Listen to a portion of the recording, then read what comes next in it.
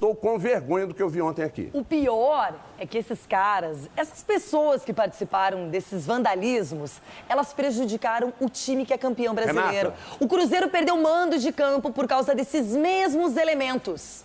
E a coisa continua. Imagens de violência, gente que tá lá para curtir o espetáculo, para aplaudir o time do Cruzeiro, tem que passar por isso, tem que ser atingida, tem que estar no meio desse fogo cruzado entre a polícia, que tem que conter os ânimos, por causa de uns caras que saem de casa para brigar, para sabe-se lá o que externar. Isso não é torcedor.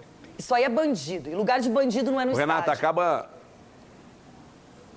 acaba de chegar uma informação aqui de que a Polícia Militar, em parceria com o Ministério Público, vão pedir a extinção dessas duas torcidas. Acabar com isso. Eu não acho que esse seja o caminho, mas pode ser um bom caminho. Isso pode enfraquecer a base dessas facções e, com isso, diminuir os problemas. Agora, o caminho, para mim, é punição. Everton, não adianta, você me desculpa. Vão punir, vão banir e eles vão colocar uma letra a mais no nome da torcida e eles voltam para o estádio com um novo nome. E foi aqui em São Paulo que aconteceu, entendeu? Isso acontece constantemente. Ah, vai acabar, não vai mais. Eles vão lá, trocam um nome da torcida, registram um novo nome, se cria, entre aspas, uma nova torcida e eles voltam para o estádio. Eu acho que o que tem que mudar são as leis. Eu acho que tem que ter punição severa para esse tipo de vandalismo. Se as leis não mudarem ou não. O Cruzeiro será punido porque todas as torcidas que brigam têm punição.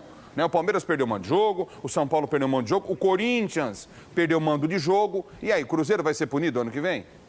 Agora, doutor Osmar, a gente não entende a violência nunca. É algo que, na minha opinião, não tem explicação, não tem justificativa.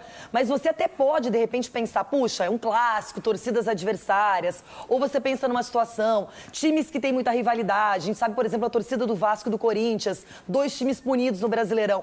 Mas no dia em que o clube ganha a taça, em que vai levantar a taça, vai celebrar com a torcida, os jogadores estão em festa, aí alguns querem fazer esse tipo de coisa e estragar o espetáculo?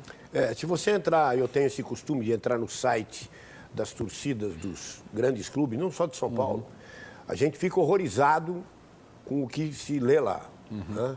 E eu já vi coisas assim, o cara do, não vou falar o nome do time para não ficar chato, o cara do, chegou, olhou para mim, eu, pum, deitou.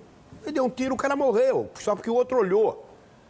Esse problema é tão grave e a gente está olhando assim, precisa punição, precisa cadeia, como o Everton está pedindo. Eu concordo com isso, mas se os dirigentes pensarem o futebol como deve ser pensado, a cada vez que a gente passa essa imagem na televisão, tem um pai assistindo o jogo em casa que fala para a família, nós não vamos mais no jogo. Lógico. E é o torcedor, é esse que paga e que senta, e que torce, que compra a camisa, que compra o chaveirinho. Esse torcedor... Que vai com a família no campo, né, doutor? É o que sustenta o futebol.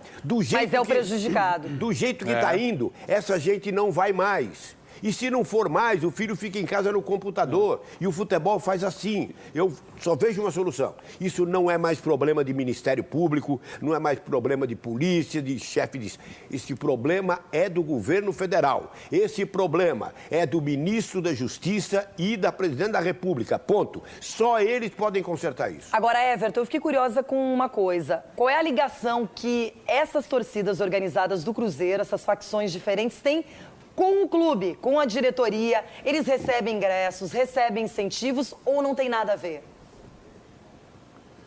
O diretor de futebol, Alexandre Matos, numa entrevista ontem, após o jogo, exatamente no microfone Band News FM, disse que cortou completamente os favores dessas torcidas. Não existem mais ingressos, nenhum tipo de benefício, e aí poderia estar o motivo de tanta confusão. Não é só esse o motivo. Né? Tem líder de uma torcida que saiu, que foi para outra e tal, uma confusão danada. Mas sobre os favorecimentos do clube para com as torcidas, o diretor de futebol do Cruzeiro negou. Diz que não existe mais distribuição de ingressos para esses torcedores.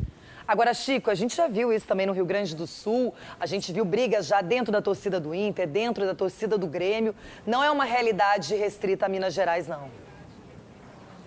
Com certeza, Renata. Felizmente, nos últimos jogos, a gente viu que isso diminuiu, teve uma diminuição, mas esse ano mesmo a gente já noticiou aqui no Jogo Aberto, brigas dentro da própria Arena do Grêmio, no Centenário também, que é onde o Internacional está sediando a sua casa também, e eu concordo muito com o doutor Osmar de Oliveira.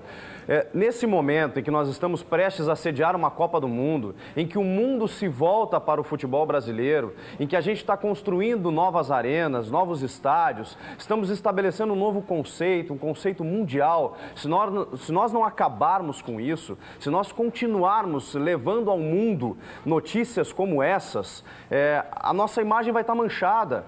E tem que ter uma interferência muito maior da que está acontecendo. A polícia não está dando conta. Os clubes estão reféns dessas torcidas e não sabem mais o que fazer. O governo federal realmente tem que entrar em campo, porque o que está em jogo é a imagem do futebol brasileiro e, mais do que isso, a imagem do nosso país. Muito bem, gostei, Chico. Agora, Ulisses, anima a gente um pouco, traz uma boa notícia, porque é difícil. Esse espetáculo horroroso, deplorável, que essas duas torcidas do Cruzeiro, elas propiciaram no dia mais importante, no dia da festa, no dia da celebração, é uma mancha que o Cruzeiro não merecia. E mais do que imagem, só para concluir um negócio aqui, imagem do país ou imagem do futebol...